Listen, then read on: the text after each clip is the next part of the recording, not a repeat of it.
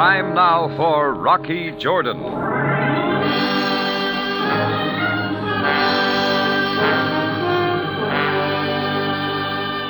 Things had been dull around the tambourine until I got that invitation to the tent of a desert sheik. And it was a great party. The host was fine, the food was fine. And there was a dancing girl.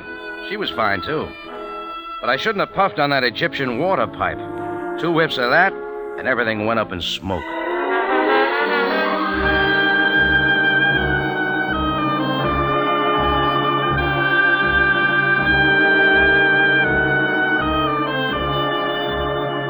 Again, we bring you a story of adventure with Rocky Jordan, proprietor of the Cafe Tambourine, which stands in a narrow street off Cairo's native quarter within sight of the Mosque Sultan Hassan.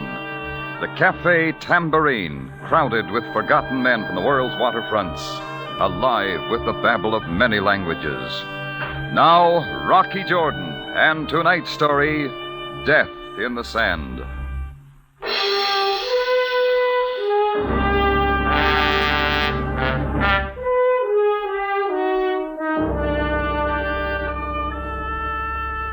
It was all quite a setup. Rocky Jordan, the guest of honor of Sheikh Abbas Ali, at his caravan tent on the desert.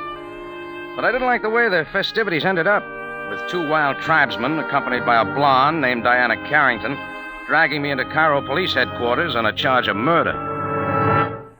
I guess it all started early that afternoon. I was sitting at a back table in my cafe when a little fellow in native dress came shuffling my way. Effendi, you are Rocky Jordan. Who'd you expect, the Sphinx? I am Ishmi, Effendi. I am a sand diviner. I'll take it somewhere else, Ishmi. Try some of the tourists up front. They'll bite. Wait, Mr. Jordan, one moment. Your future came to me as I was reading the sand. Tells of strange things for you, Effendi. Yeah? Like what? I will read the sand for you, Mr. Jordan. It reveals all, the past, present, and future. First, the pure white cloth on the table. Look, why not just skip the hocus-pocus and get to the point? And now on to the cloth, sand of the Sahara, from my diviner's pouch. You're going to have to clean that up, you know. Now I take the sand so in my fingers. I let it rain down between my fingers so. The mystic sand. All right, just keep it out of my coffee. Yes, ma. I see it again.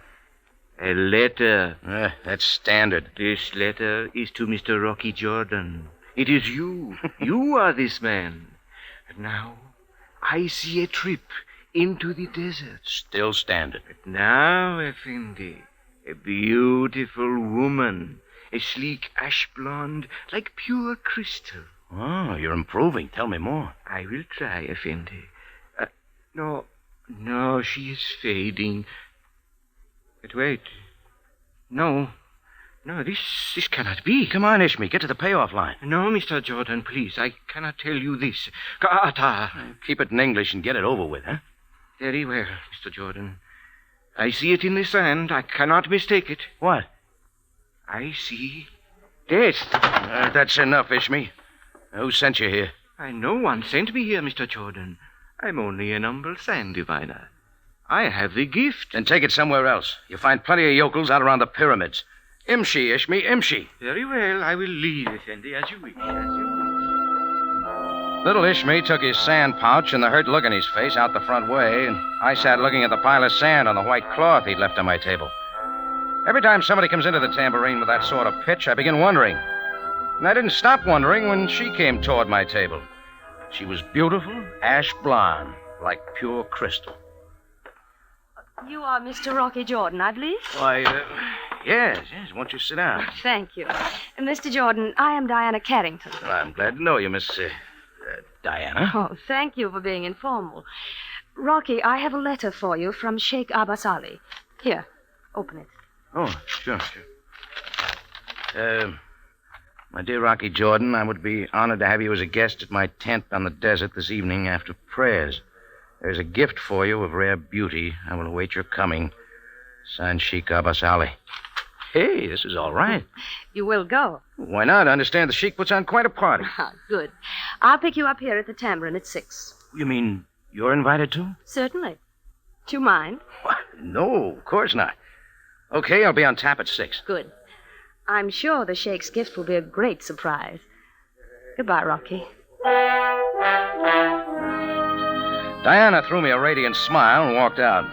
It occurred to me the sand diviner's reading of my future was coming true a little too fast. A letter, a crystal blonde, and a trip to the desert. I picked up the square cotton cloth Ishmi had left on the table. It was a napkin bearing the stamp of the Heliopolis Hotel. I decided my little sand diviner had a lot more to tell me, and the quicker the better.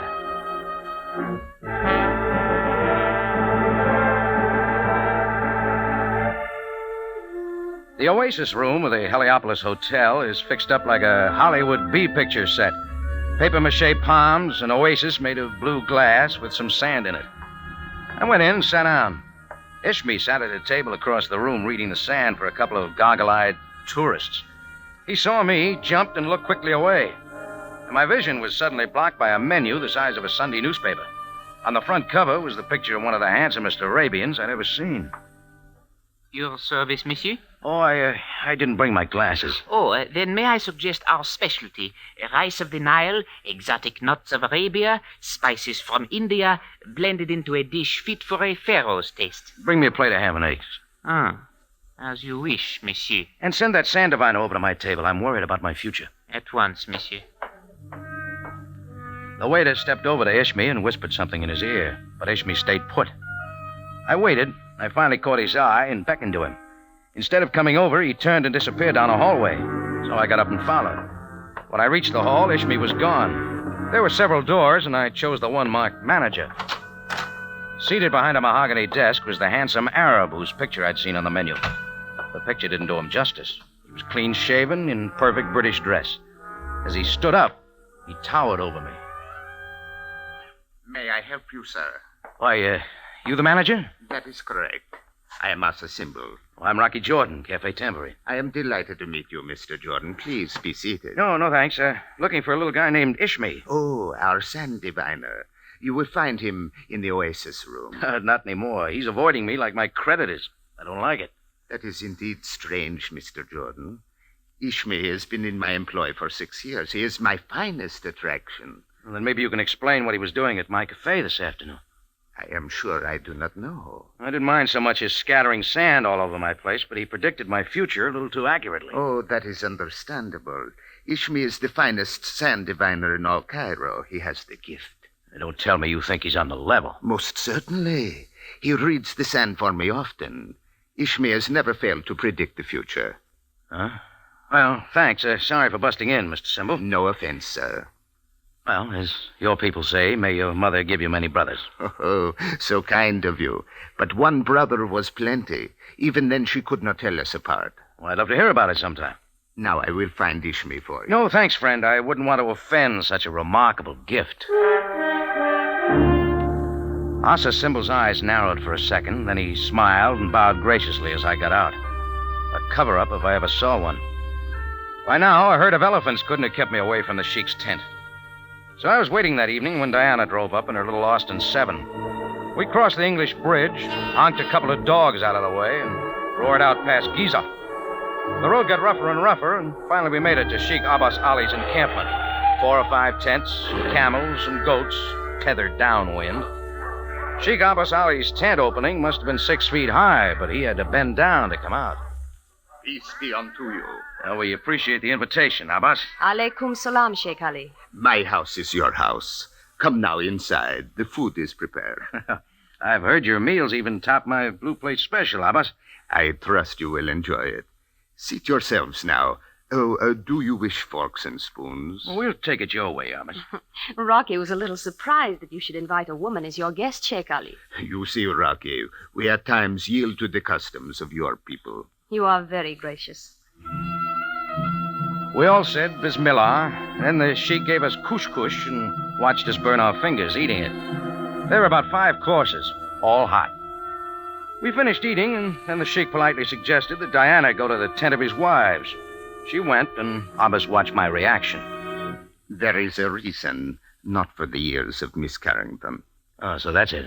Rocky, you are a non-believer, but you are my friend. That's right. I like you, Rocky, and I can speak to you. Sure, shoot. I live on the desert. I do not come often to Cairo, but now that I have come to Cairo, I can speak to you. Sure, Abbas. Friendship is a rare thing. There are passages on the matter in the Koran. Sure. Now, what's this you want to talk to me about? Rocky, you have no wife? Hey, wait a second. I do not suggest that you have 2 or 3 wives, such as I. But one moment, Rocky.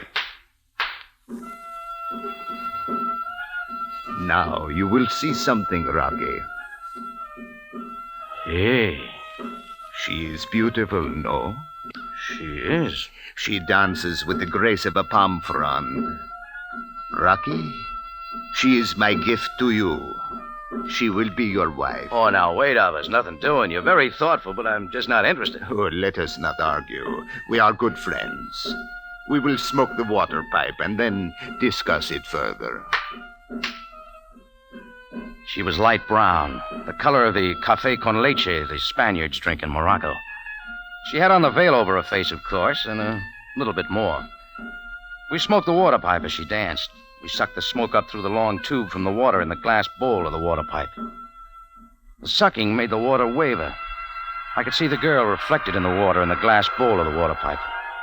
She seemed to waver, like a reflection when a stone is dropped into a pool. She tilted and wavered, expanded, contracted. I looked up. I wasn't looking into the bowl, but she was still wavering, like water. The music was a long way off. Water seemed to be getting in between us and filling the tent, the whole tent. Then I knew why. The water pipe. I'd been drugged. And as I drifted off into dreamland, I remembered what Ishmi had read in the sand. Death. I wondered if I was the victim.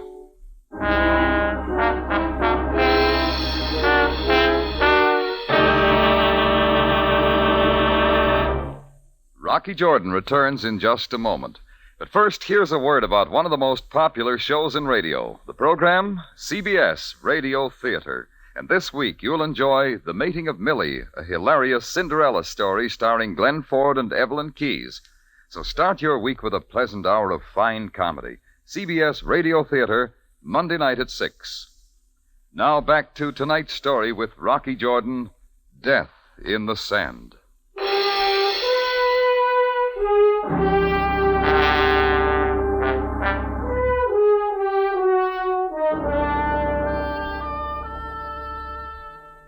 As I said, Ishmi, the sand diviner's predictions about my future were coming true a little too fast, including a beautiful blonde, a letter, and a trip to the desert. I checked on Ishmi with his employer, Asa Symbol, at the Heliopolis Hotel, but didn't get any satisfaction. That evening, the blonde named Diana Carrington and I went to the desert tent of Sheikh Abbas Ali. I smoked a water pipe and curtains. I don't know how long I was out, maybe half an hour. Then my senses slowly returned. Through the haze, and then more clearly, I saw Sheikh Abbas Ali still seated across from me, the water pipe still in his mouth. The music had stopped, and the dancing girl was gone. Sheikh Abbas didn't move. His chin rested on his beard. I spoke. He didn't answer. I got to my feet and moved over to him. I reached out and touched him. Then stiffly, grotesquely, he toppled over. I bent over him, and a sickening smell like ether almost sent me spiraling off again. I heard the rustle of the tent flap and turned. It was Diana. Rocky, I think it's about time we told Sheikh Ali. Why? What's the matter? Sheikh Ali. Better not touch him, Diana. He's dead. Dead? Rocky, what did you do to him? Why did you do it, Rocky? I was drugged, that water pipe. You were here with him every minute. You killed him. Why should I kill him? Somebody must have drugged us both. Samak! Diana, what are you doing? You get those wild tribesmen in here. Samak, hurry! I want Miss Diana. Both of you, look at your chief. Sheikh Abbas Ali is dead. Who do this? Rocky Jordan was here. You! Let go of me. Stop. Diana. Hold it here. Call off those 2 dervishes, will you? Get some sense into your head, Diana. Now, Rocky, we'll see what the Cairo police think of murder. Samak, Abdul, bring him along. The 2 wild tribesmen took me, one on each arm, to Diana's tiny Austin 7. We all piled inside somehow. Diana drove, and we roared into Cairo. At least it gave me time to get my head clear and have a look at things. I tried to figure Diana and Sheikh Abbas Ali. The tribesmen from the Sheikh's caravan obeyed her every command. The car screeched to a stop in front of police headquarters. The two hefty camel boys dragged me in right through to Sam Sabaya's office. Diana didn't wait for questions. And Sheikh Abbas Ali lay on the carpet dead, and Rocky standing over him. Jordan, kill him. I'll do the talking, Samak. Kill him with water pipe. Don't be stupid. What would I have against Abbas Ali? You were there all the time. Yes. I told you I was drunk.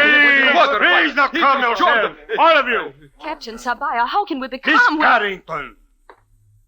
Now, Jordan, you have heard the accusations. I suggest now that we hear your version of this affair. Well, it's about time. Go on, Jordan. Diana brought me an invitation from Sheikh Abbas Ali this afternoon.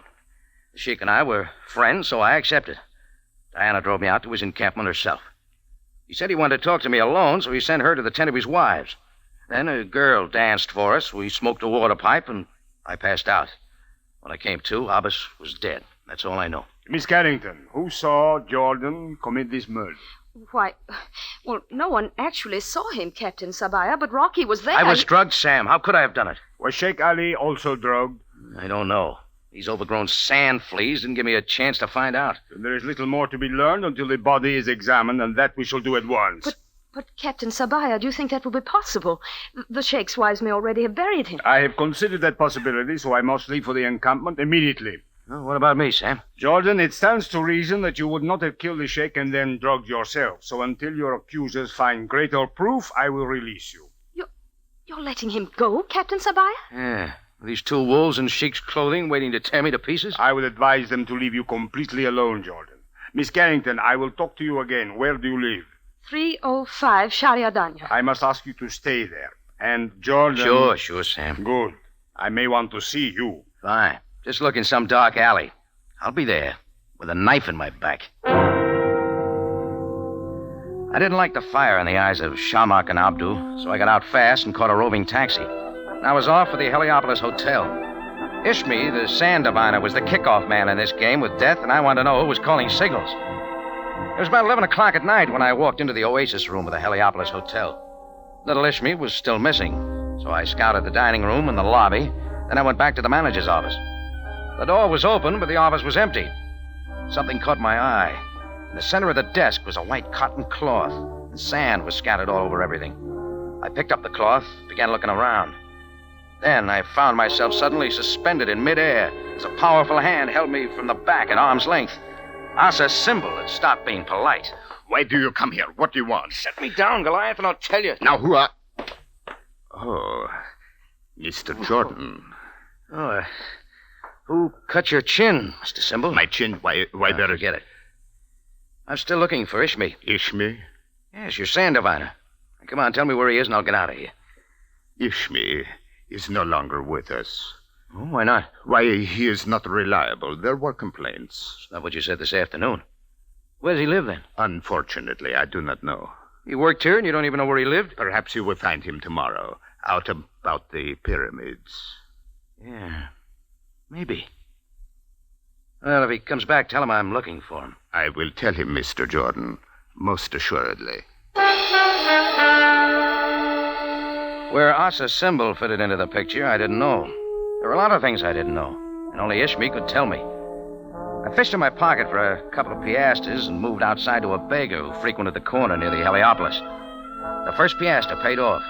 I learned that Ishmi hung out in a den down in the Muxi section of Cairo. I tossed the beggar the second coin for luck and then caught a taxi.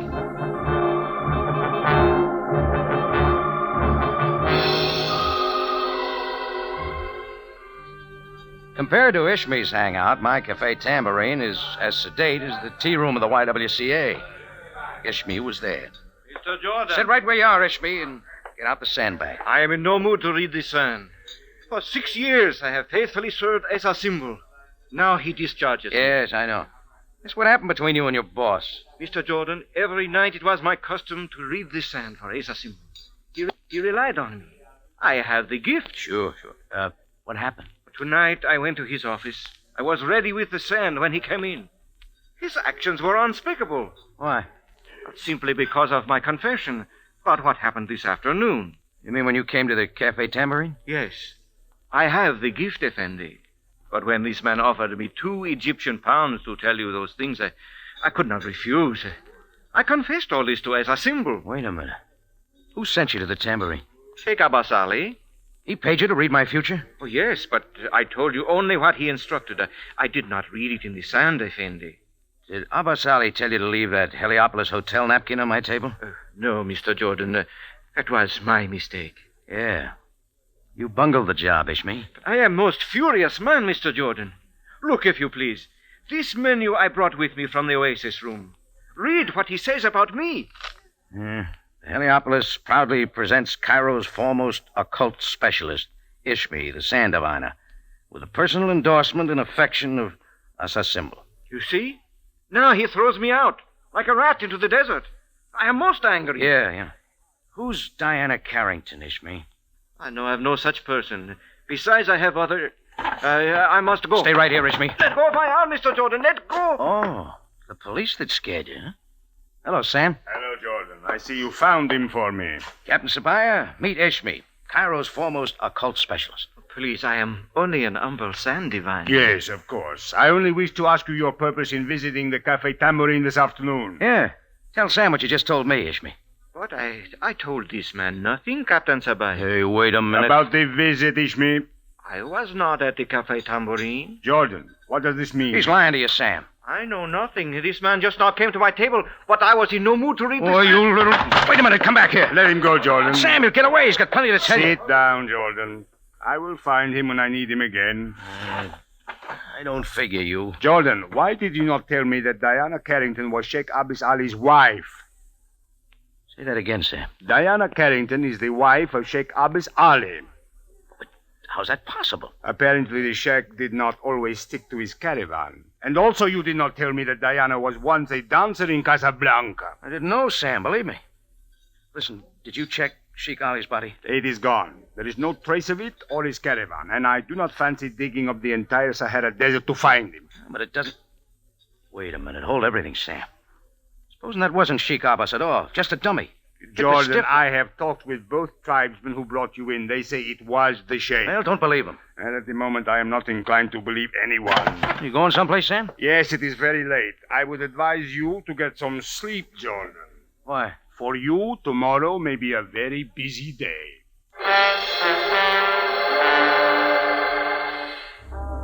I sat there trying to figure my next move.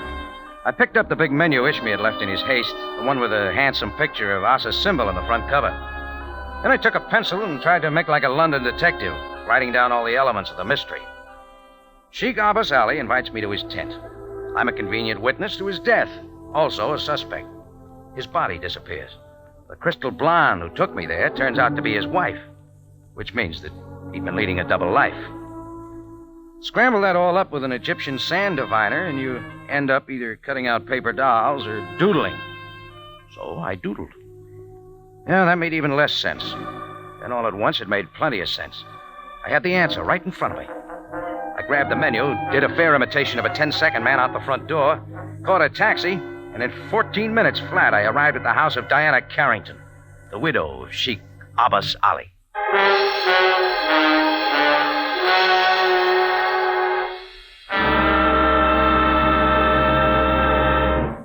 Rocky Jordan continues after this brief announcement. Following the Monday night radio theater program, you'll want to stay tuned to CBS for My Friend Irma, one of radio's foremost laugh shows. So after radio theater, stay on for My Friend Irma at 7 Monday night. Now to conclude tonight's story with Rocky Jordan, Death in the Sand.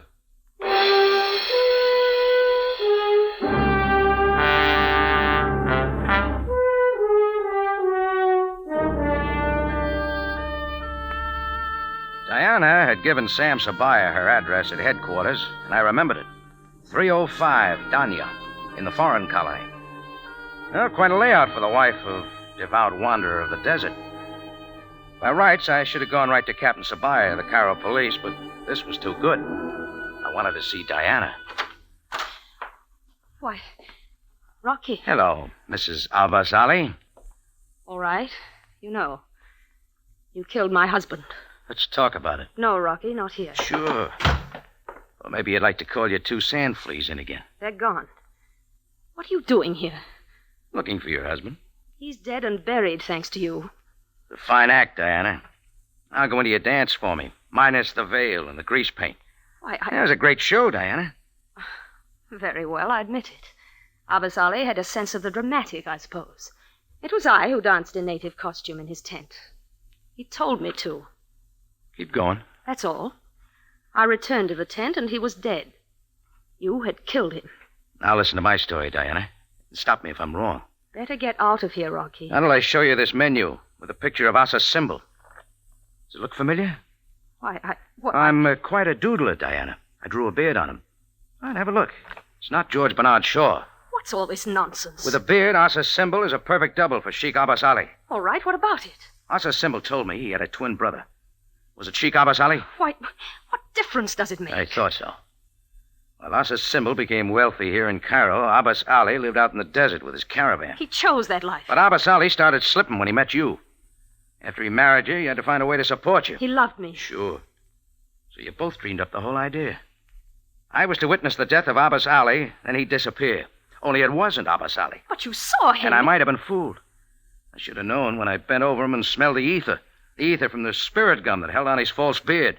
You'd better forget it, Rocky. All Abbas Ali had to do was shave off his beard, put on his brother's clothes, and suddenly he's the wealthiest Mr. Asa Symbol, and nobody's the wiser. Abbas, he knows. I should have been smarter. I was standing with my back to the hall drapes. A hand reached through from behind and again held me in midair. It set me down and turned me around. But this time it didn't let go.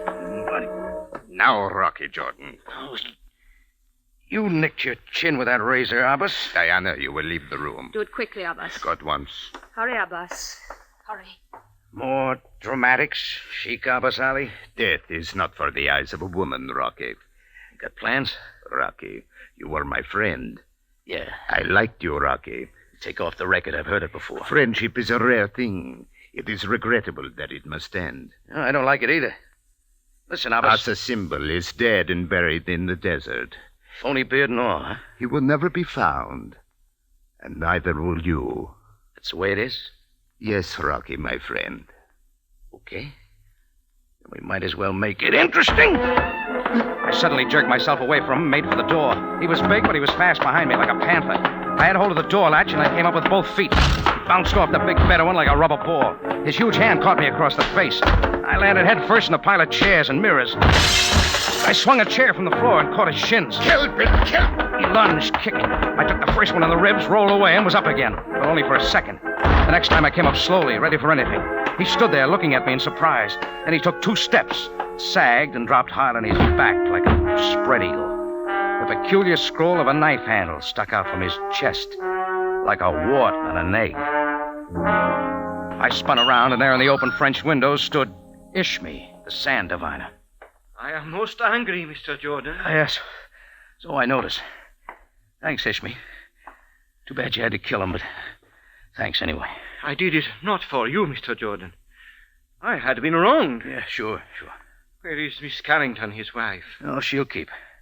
Sam Sabaya is sure to be along any minute. I do not fear the police now. And I'll tell Sam you did it to save my life. I had much greater reason. This man killed my faithful employer, my trusted friend. Hey, wait a minute. You know this is Abbas Ali? Yes. I know everything. That he took Asa Symbol's place? How'd you figure it out? Figure it out, Mr. Jordan? That was not necessary. Remember, Effendi, I have the gift. With the gift, it is very simple. Oh, now, wait, don't tell me. Yes, Mr. Jordan. I read it all. I read it in the sand. Rocky Jordan is presented from Columbia Square in Hollywood and stars Jack Moyles in the title role. Tonight's story by William Fifield was edited by Gomer Cool and was produced and directed by Cliff Powell with original music by Milton Charles. This is CBS, the Columbia Broadcasting System.